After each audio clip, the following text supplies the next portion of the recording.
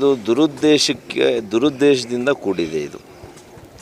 ಇದು ಡಾಕ್ಟರ್ ಅಂಬೇಡ್ಕರ್ ಅವರ ಪ್ರತಿಮೆಯನ್ನು ಅನಾವರಣ ಮಾಡೋದಕ್ಕೆ ಅಲ್ಲಿನ ಸಮಿತಿನೇ ಒಪ್ಕೊಂಡ ಮೇಲೆ ಅದು ಸಹಜವಾಗಿ ಆಗಬೇಕಾಗಿತ್ತು, ಅಲ್ಲಿನ ಹಂತದಲ್ಲೇ ಆಗಬೇಕಾಗಿತ್ತು.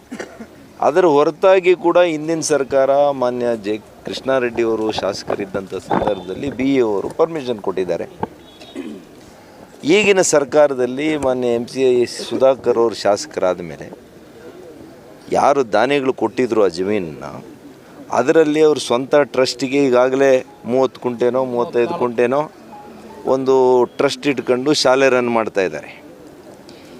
ಈಗ ಬಹುಶಃ ಅವ್ರ ಉದ್ದೇಶ ನನಗೆ ಅನೇಕರು ಹೇಳಿರೋ ಹಾಗೆ ಆ ಸರ್ಕಾರಿ ಶಾಲೆಯ ಜಮೀನನ್ನು ಕೂಡ ಅದನ್ನು ಕೂಡ ವಶಪಡಿಸ್ಕೋಬೇಕು ಈ ಒಂದು ಅವರ ಖಾಸಗಿ ಟ್ರಸ್ಟಿಗೆ ಅನ್ನುವಂಥದ್ದು ಅವರ ದುರುದ್ದೇಶ. ಇದರಲ್ಲಿ ಭಾಳ ಸ್ಪಷ್ಟವಾಗಿ ನಾನು ಮಾತಾಡ್ತಾ ಇದ್ದೀನಿ.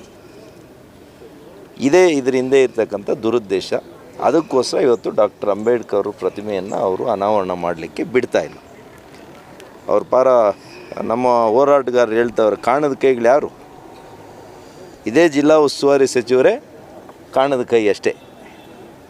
ನನಗೆ ಹಿಂದೆ ಮುಂದೆ ಮಾತಾಡಿ ಅಭ್ಯಾಸ ಇಲ್ಲ, ನೇರ ಅಷ್ಟೇ ನಮ್ಮದು. ಹಾಗಾಗಿ ಇದನ್ನು ಅರ್ಥ ಮಾಡ್ಕೊಂಡು ಸುಧಾಕರ್ ಅವರು ಇವತ್ತು MLA ಆಗಿದ್ದಾರೆ ಅಂದರೆ ಅನೇಕರು ಇವತ್ತು ದೀನದಲಿತರು ಅವ್ರಿಗೆ ಮತ ಕೊಟ್ಟಿದ್ದಾರೆ.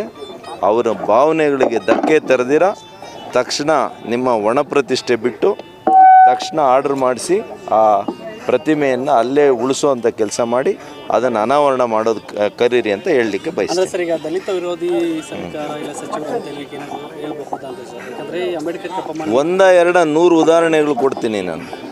ಈ ಸರ್ಕಾರ ಇಂಥ